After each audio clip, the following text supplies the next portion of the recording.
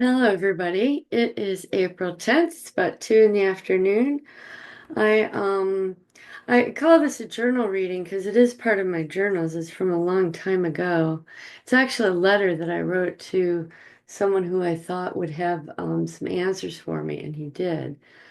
Um, you'll notice tomorrow when the session runs, I read all of my journals, except there's one that I just kind of brush over because I have talked about this before on another journal entry, but it was in season one and it was very early on, and I've got a lot of different understandings about this topic now. And where I started getting the fire in my belly for this to talk about it was when I was watching the Imagination podcast, Emma Catherine, which was very valuable to me in that I could hear other people, other survivors' stories, and be triggered by the things they were talking about and have memories. And that's what I think is valuable about those interviews.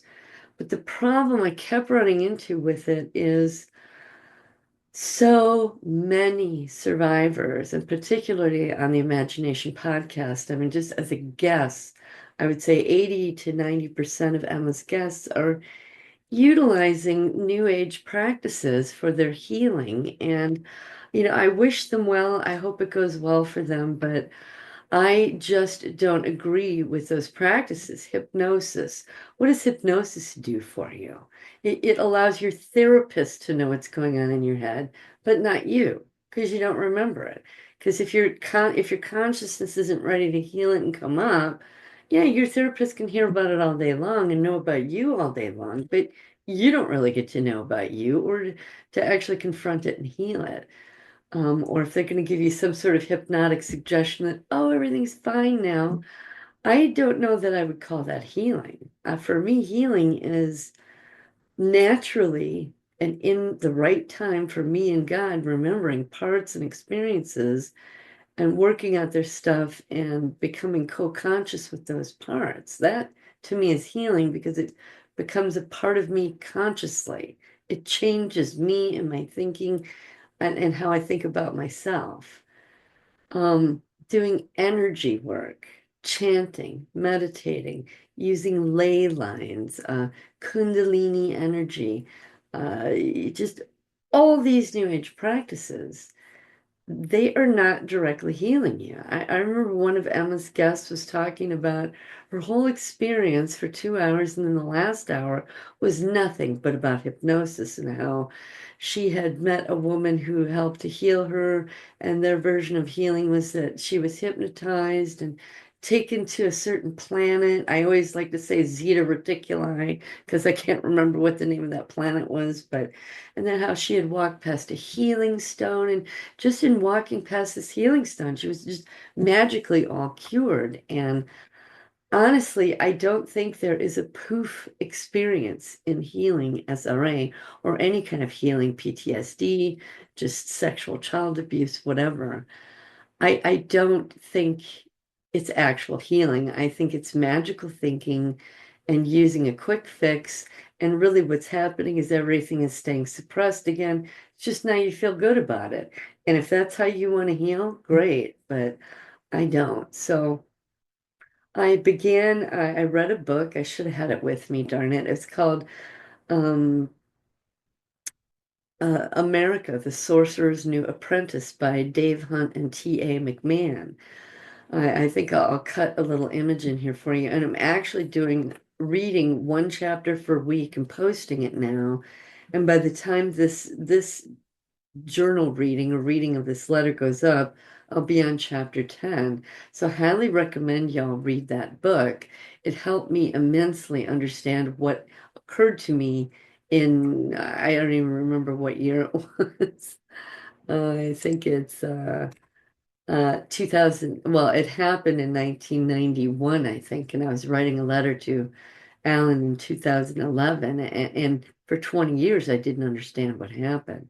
Alan gave me a hint about it, but this book really filled in the blanks, and you'll understand the new age. And so I highly recommend it if you don't want to read the book yourself. you know, pop the video on, listen to it. It's an audio book.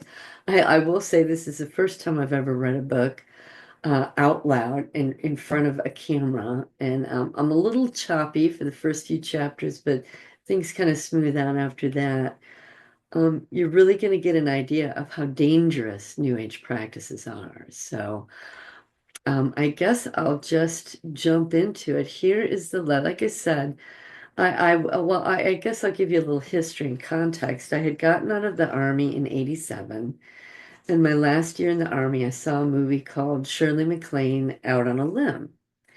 And I just thought that was it. Oh my gosh, I got to do this stuff. So I went and bought her first book and her second book. And, it discusses it becoming a god and your spiritual awakening. And it really drew me in.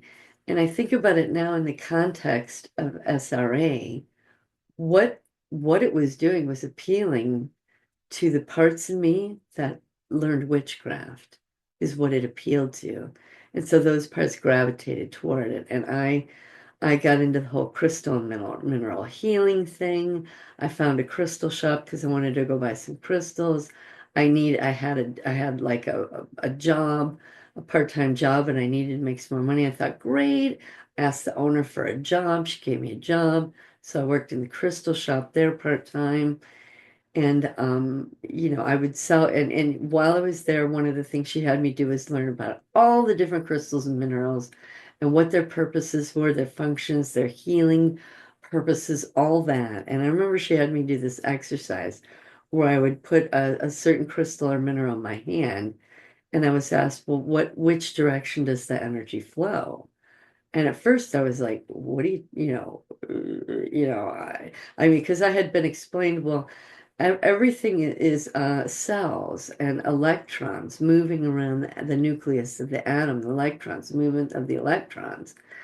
And thus, if this particular stone or any object in the world has its own vibration or directional flow of its energy based on its electron movement and its cellular structure. And so I got used to holding stones in my hand and just kind of closing my eyes or just sensing was circular? Did it move vertically? Was it, kind of scratchy movement? Did it burst out from the center out? And she used to quiz me on this. It took me weeks to be able to figure them all out. And I'm glad I've forgotten them. It's been almost 30 years, but then we got into doing laying on of stones on people, laying on of hands. I learned Reiki 1, healing, hands-on healing art. I became Reiki 1 certified. This letter talks about that a little bit. After that, I moved to Dallas and what kind of was out of that scene for a while, ran into Buddhism, started for some reason, well, not for some reason, I know now that I was given a suggestion or a program to join an ashram. And so I checked into what was required. You had to meditate for 3 hours per day solid, worked my way up and did that. Um, started chanting and meditating, emptying my mind. And the upshot is I called down a demon to myself ultimately, scared the living daylights out of me. I backed off and back away, never went back. But for 20 years, I had this big question mark in my mind. What was that? So this is a letter that I'm writing to Alan Watt, asking him, because I thought, well, he knows a lot of stuff. Maybe he knows what this is. And so here's the letter, and you'll see tomorrow, and when you watch the session, I read a bunch of journals, but I skip over one. And the reason I did that is because it's this. But I have also read this letter before in season 1, very early on. I think maybe the fourth or fifth or sixth different journal reading, and I call it the Dream and Letter to Alan. And that was my understandings about it then, but it's now probably 9 months after the fact, and I'm understanding it even differently and better now. So I will read this letter to you, which is a journal. So this is dated May 25th, 2011. And again, I pulled out of the New Age probably, mm, yeah, about 91. So I said, "Hi, Alan, I have a huge question for you. Huge for me, that is. About 20 years ago, I was religion shopping. After visiting several different Christian churches, I swung my eyes to Buddhism, and I think simply because it was around and being touted at the time. I dove into meditation, chanting head on.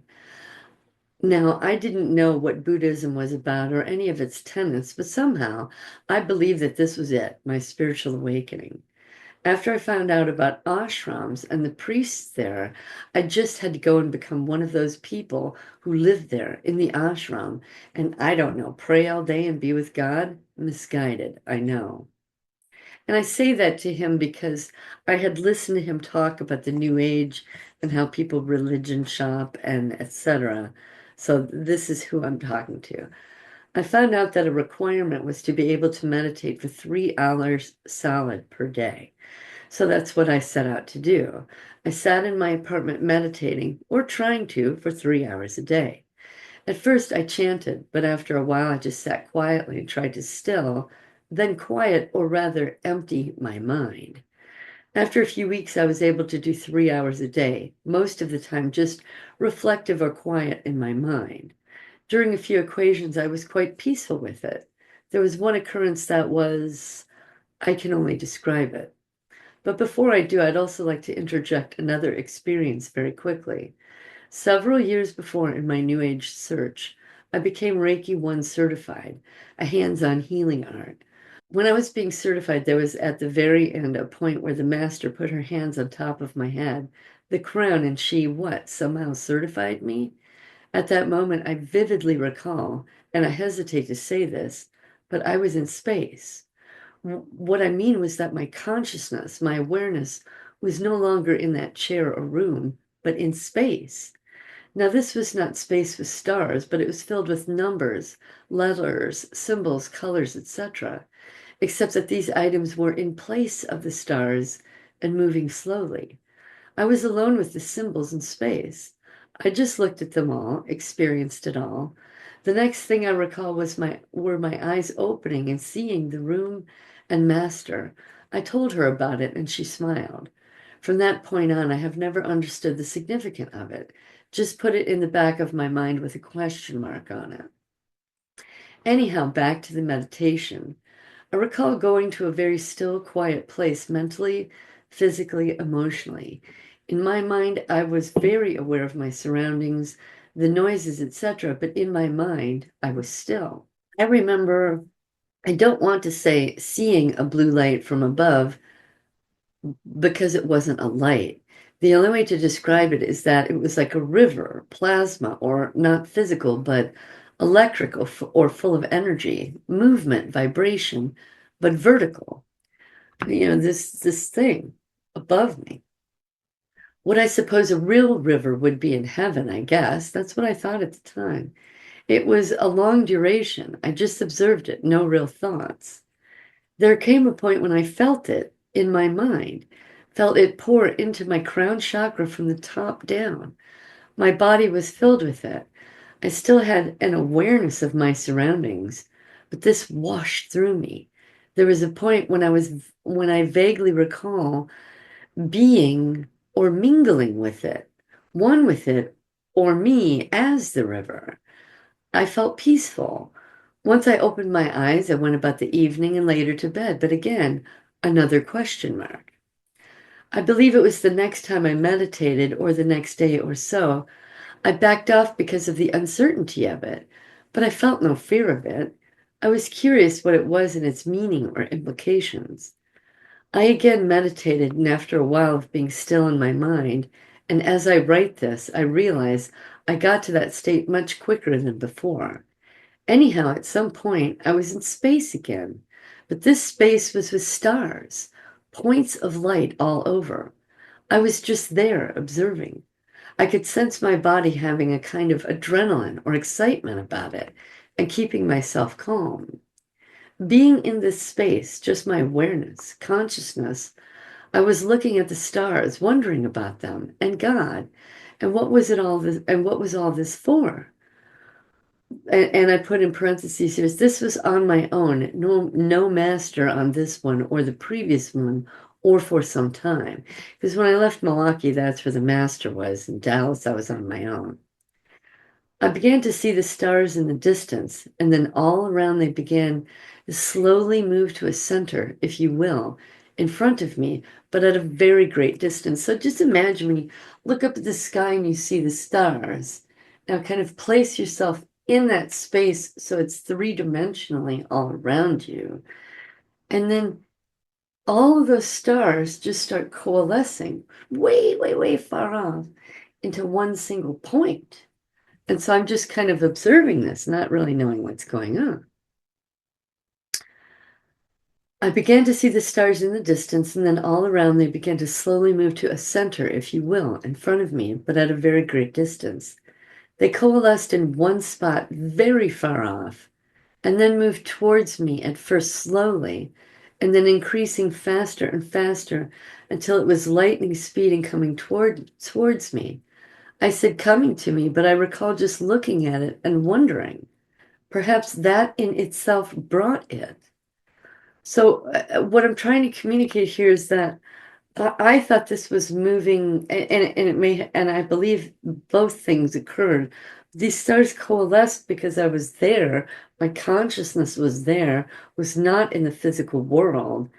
And it started slowly coming towards me, but each time it got closer, it got faster.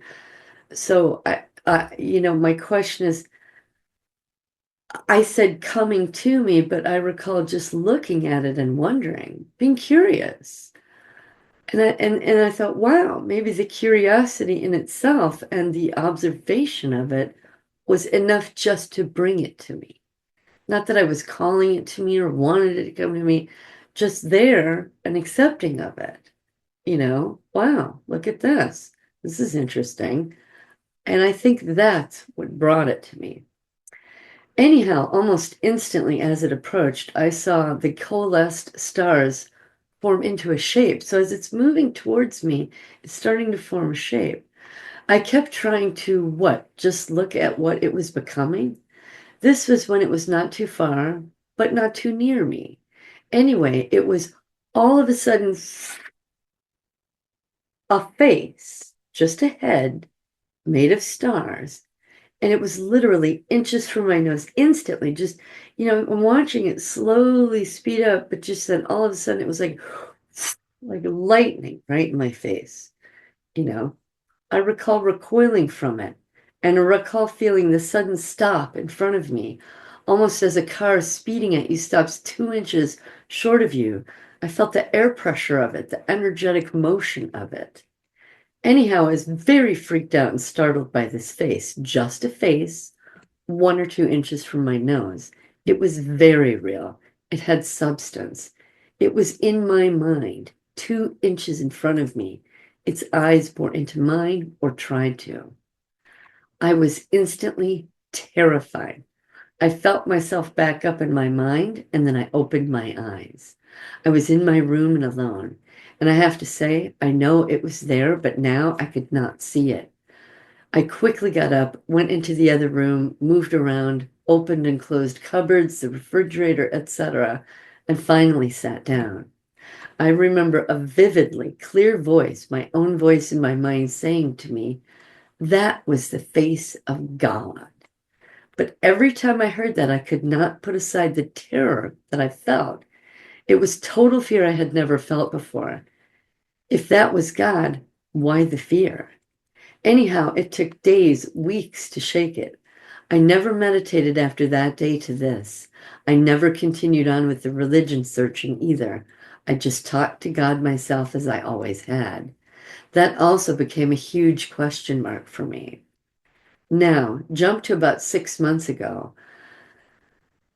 I was watching a YouTube video about Freemasonry and their symbolism, etc. Now, this video, I know it was somewhat BS because of the loud music over the narrator and printed words on the screen. I would have to go through it once with audio, then again with no audio. Anyhow, they talked about the black and white floor, the Jedi, blue, and the Merkaba that they used to travel, and the two inverted pyramids that spin. It was their contention that these Jedi used the spinning Merkaba as a vehicle to get to their port, I suppose, the black and white checked floor or person on it. I get the jack-in and boas, the vibration of the tuning forks, or at least that's what I can discern from other videos, and that Masons are tuned as they go up the degrees during their rituals. It hit me after seeing that video that my blue river, their blue Jedi, my star cluster into a face, their Merkaba with Jedi. It hit me very deeply. Was that a Jedi or whatever in his Merkaba attempting to what, enter me, my mind? Did I somehow call to me, or just out of ignorance happen to witness something, some entity, as you say, trying to find a host? Question, are these Jedi and Merkaba real, or was the video info on that BS or true? I don't want you to tell me what my experience was because I know what I saw and felt. But do you have any insight as to possible explanations of it? The Blue River, the face, and the fear. I've read 2 Manly P. Hall books and I don't recall Jedi or Merkaba. He does say that, quote, the ancients conceived the spirit of man to correspond with the color of blue, the mind with yellow, and the body with red, close quote. Another quote, in India, certain gods are depicted with blue skin to signify divine and supermundane constitution, close quote. That's from the Secret Teachings of All Ages, page 147. There is nothing about Jedi or Merkaba in this book. Are these things of the higher degrees and thus not in these books? Do they exist? Now, I agree with you that each person's experiences, spiritual or otherwise, are for that person only, and only they can decipher them for themselves. What I'd like to know is, do you have any insight into this, and can you refer me to any published available data? Was merging with this blue river with me finding my spirit, as you say, the soul calling to its spirit? I think this might be the case, but I'm not sure. I don't have all the info or more info to make a real complete decision about it. And even if that is so, so what? Do you know what I mean? Was this face an entity? If so, how could I, little me, push it away and others not? And this business of a Merkaba or a car, I didn't have one and neither did this face. Anyhow, any insights or experiences you've had would be helpful. Perhaps it will remain a question for me until I die. Who knows? Also, Alan, on another note, I always thought that everyone was self-questioning, self-introspective, could look at and examine and challenge themselves to become better, not base, to grow and mature. Well, my ego is ecstatic that I'm special. I realize that this is what has been taken from most, their minds, and I'm thankful that I was somehow spared. Thank you for clearing that up. Ego, be still. It's so sad for most that it's gone, meaning their mind, their ability to think. And I'm really kind of blown away. I wrote here, while my ego is ecstatic that I'm special, that somehow that I can self-question, I'm introspective, I can look at and examine and challenge myself. I don't think many people can do that. So he was talking about that on a show once, and I thought, oh, cool, I'm special. And I look back on that now and realize that that was my ego. And I think that's what he was trying to do. Anyway, but I'll let you go now. Thanks again for all that you've done for me, among many. I'm deeply grateful. Be well, Diana. And so this was Alan's response via email. Hello, Diana. Thank you for the latest batch of transcripts. Much appreciated. In tonight's talk, I use a term that means to go off in disarray, and then he tells me how to spell it. All religions which rely upon techniques to find a pathway or merger with a creator tend to bring on demonic invitation. In fact, that is their goal. There's no doubt that such entities exist, and they are looking for a host. The colors are not so relevant, and remember that blue is the base lodge of entry. And he's referring to Freemasonry there. And I think perhaps the spiritual realm as well. Blue is also the destroyer, as in Shiva in India. Tampering with the occult is a very dangerous procedure, perhaps even more so for the Western mind. The original Indian idea in Hinduism of meditation was primarily to escape the world and all of its suffering by inducing what Westerners would call a catatonic state. The gift of life is to allow spirit to manifest fully via the mind. It is destructive to reach nirvana, where nothingness is called bliss and the mind inoperative. There's nothing wrong with natural meditation, which occurs when we're having a peaceful walk with no overriding stress or worry. The mind can wander at its leisure and take you into marvelous places, but you are still in control. What you are describing is well documented in Hostage to the Devil by Malachi Martin. In the chapter, The Rooster and the Tortoise, he writes of a case of a psychologist whose research into non-ordinary states of human consciousness brought on the invitation. Since you are a unique spirit within your body, be content with it rather than looking for something from outside, which you've been enticed to think is better, more powerful, etc. All the best, Alan. So that's the letter, and that's his response. And, I did get that book, Hostage to the Devil, and I read it. And I think actually I related more with a different chapter in that book. The book is about a Jesuit priest who's investigating exorcisms, and I believe participated in several. He's writing about them. So anyway, there's 5 different exorcisms in there, and they talk about how those people became possessed, and highly recommend it.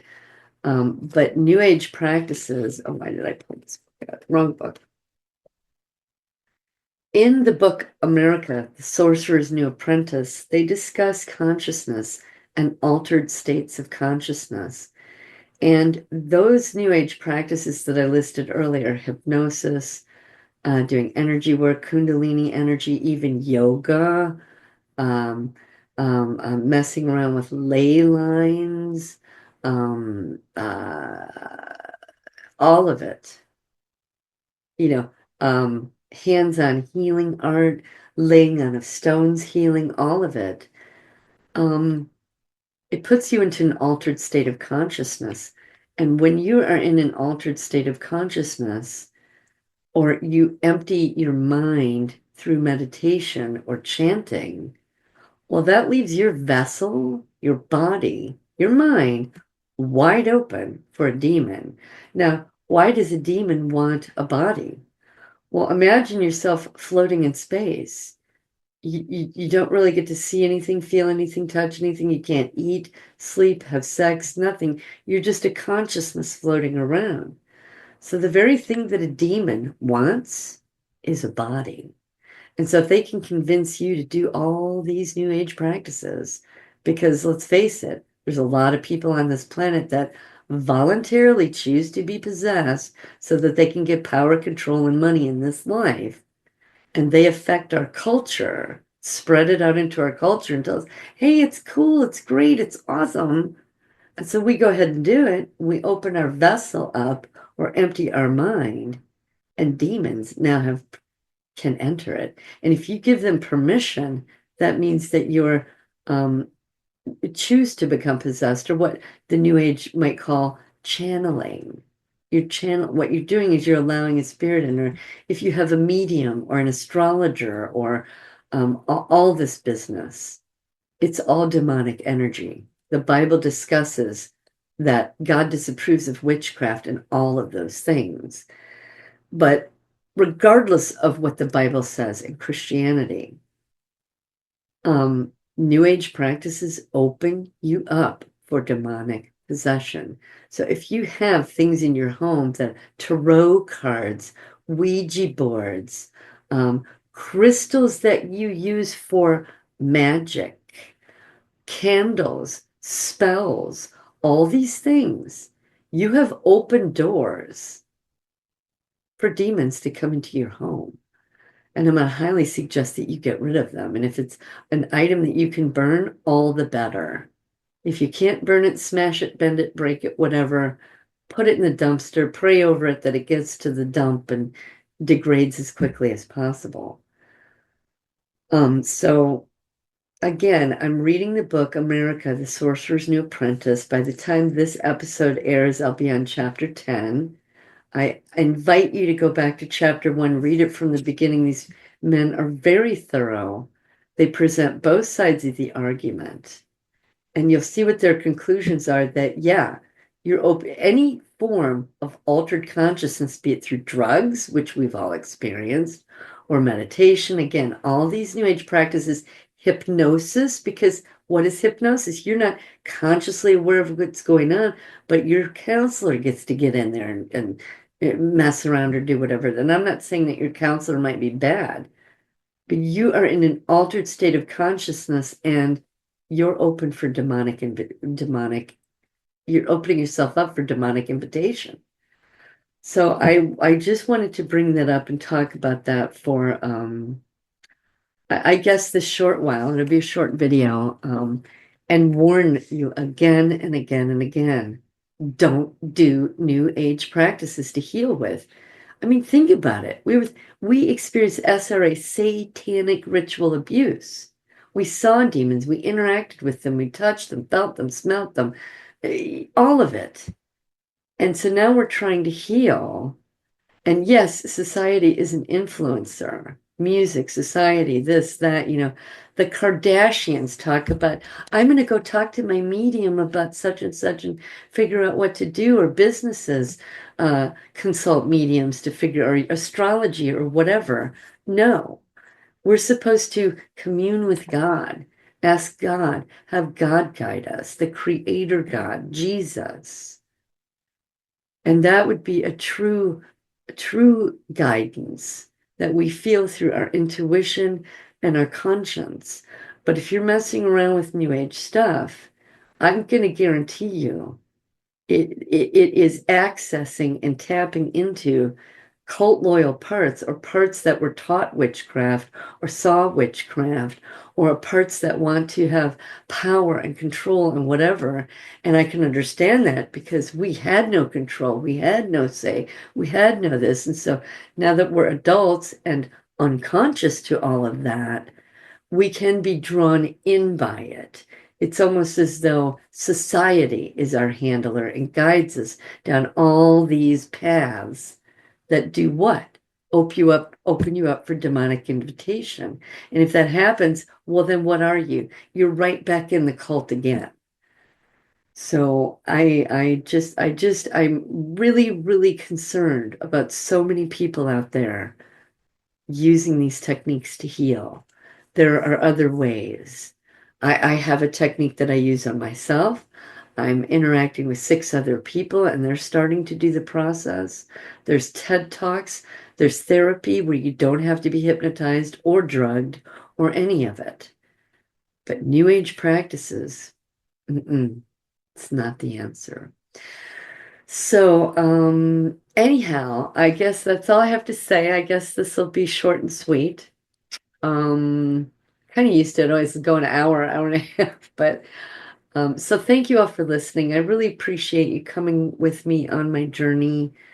I feel your empathy and compassion and good wishes for me, and I thank you, and I give them back to you.